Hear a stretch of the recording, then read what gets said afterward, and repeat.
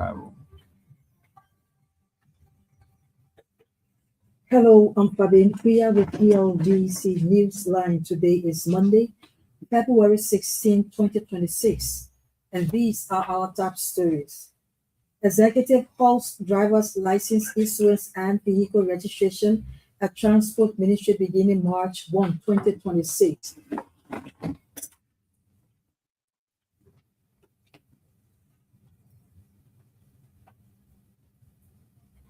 Government and partners to implement 52 million United States dollars tree crop extension project across Liberia.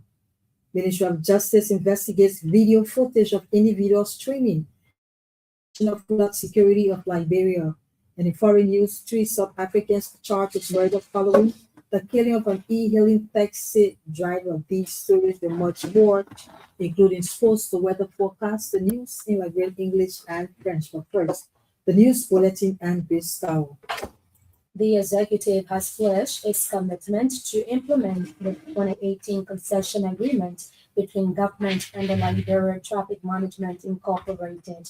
According to the executive, all operations at the Ministry of Transport related to the issuance of driver's license and vehicle registration enshrined in the agreement will close on March 1, 2026. A communication Ministry of State seen by Elbc News stated that the Liberia Traffic Management Incorporated will now proceed to issue a driver's license and carry out a vehicle registration in accordance with the contract. However, the executive has invoked Section 10 of the concession agreement and requested parties to meet to resolve outstanding issues related to the implementation of the agreement. Meanwhile, President Joseph Boakai has established an interministerial concession committee chaired by the chairman of the National Investment Commission to facilitate the discussions. Meanwhile, the Senate Committee on Defense is calling for the immediate suspension and comprehensive review of the Liberia Traffic Management Vehicle Registration and Driver Licensing Contracts. In a release, the chairman of the committee, Momo Cyrus, said the decision raises governance, fiscal, and national security questions at a time when Liberia's internal security environment is becoming increasingly complex. Senator Cyrus said such review must examine the legal basis of the transfer, fiscal terms of the concession, security implications for national data systems, and the broader impact on institutional integrity, employment, and public trust. Senator Cyrus said bypassing the Ministry of Transport, the legally established body, without comprehensive reform and legislative approval sets a dangerous precedent and signals institutional fragility. He noted that such infrastructures that house sensitive personal, biometric, and vehicular data that must remain under direct state control, governed by clear accountability mechanisms and subject to parliamentary oversight.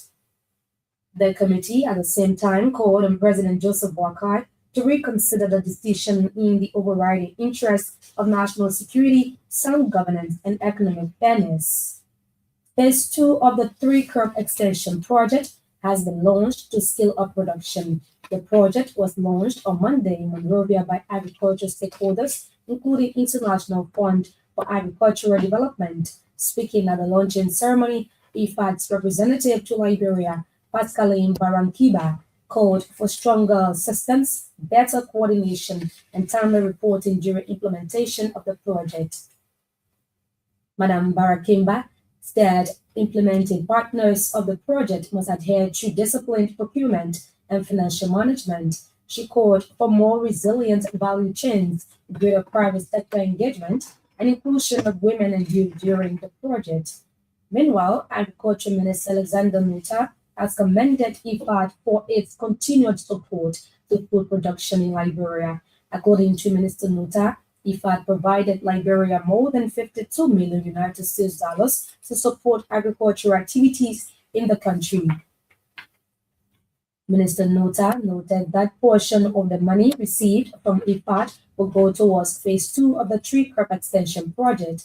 The Agriculture Minister vowed to provide proper oversight over the project as part of efforts to foster transparency and accountability.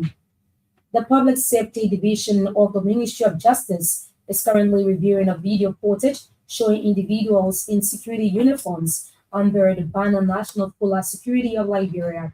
Over the weekend, the video portraying a group of men undergoing training went viral on social media. In a statement issued Monday, the Liberian National Police clarified that it does not recognize or have knowledge of the group's existence prior to the appearance of the group.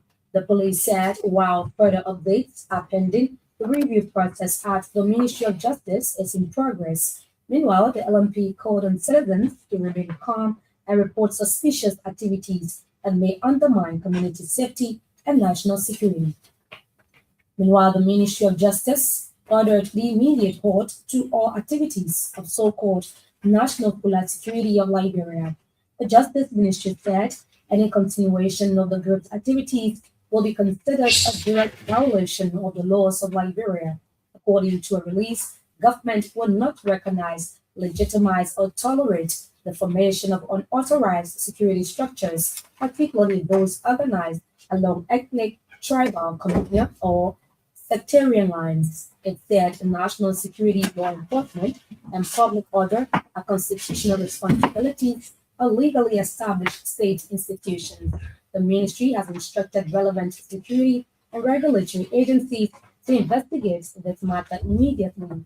It said where violations are established, appropriate enforcement actions will follow in strict accordance with the law.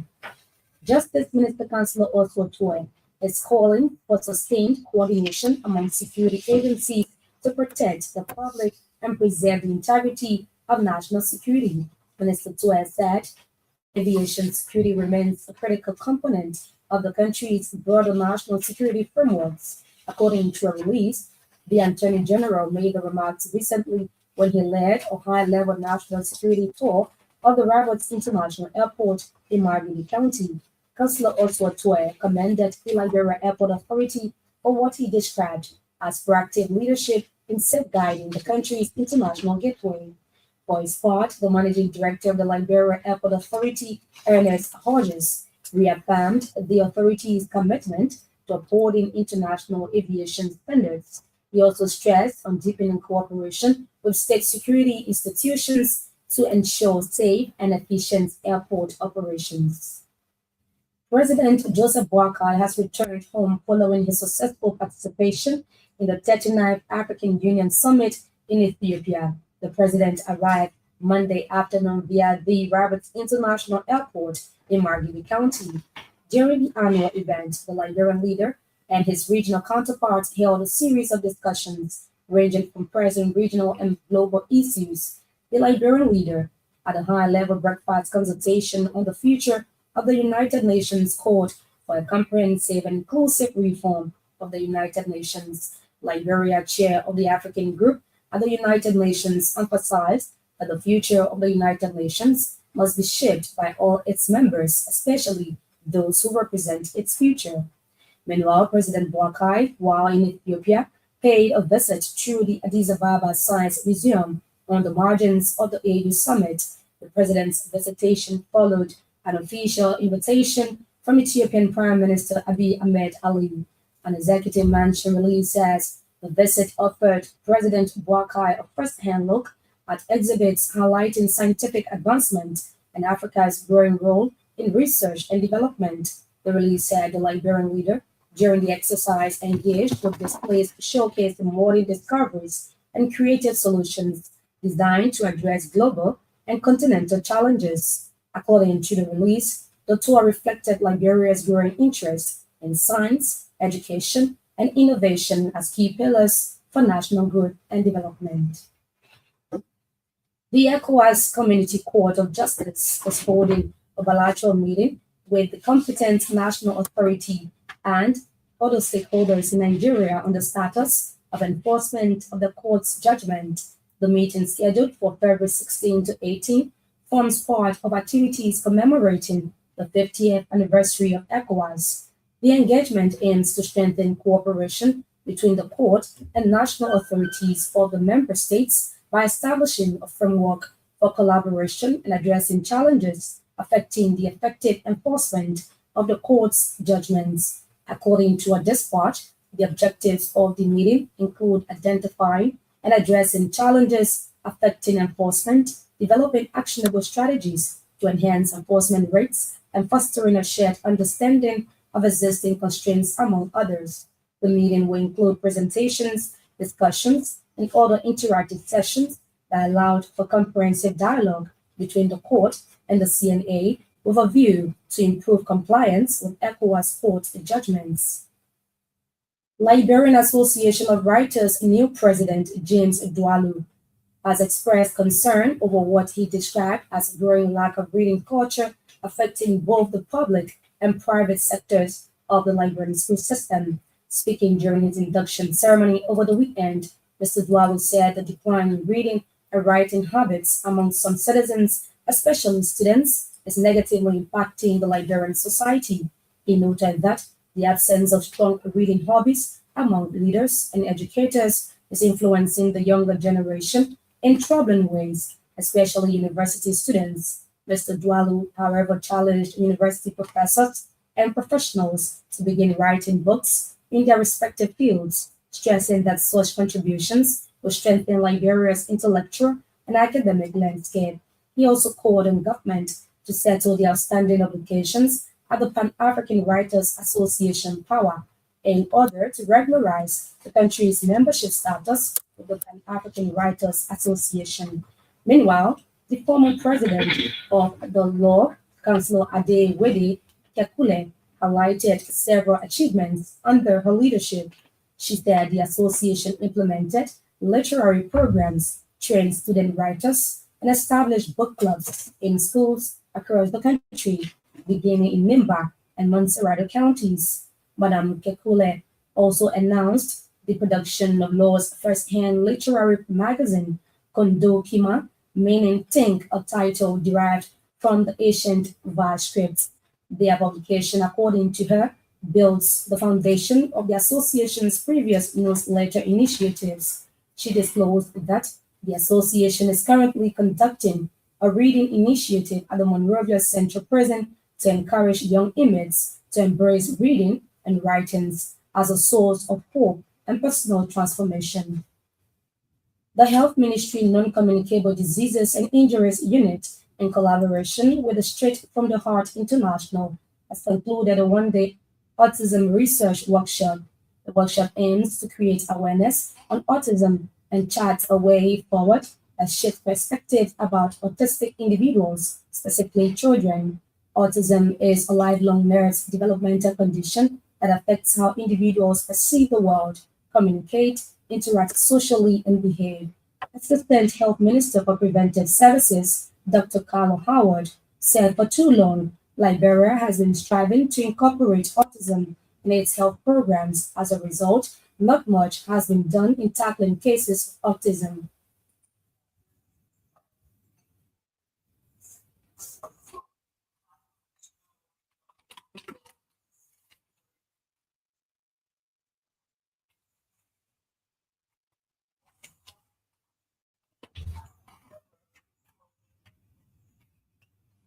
Dr. Howell also highlighted a critical gap in the healthcare system, noting that families often struggle to find trained doctors or caregivers to essential diagnosis and intervention. The Assistant Health Minister called on stakeholders to take on the task to ensure children with special needs feel loved and included in the society. Meanwhile, straight from the Heart International Chief Executive Officer Agnes Samara says there are a lot of myths surrounding children living with autism or autistic individuals in the country.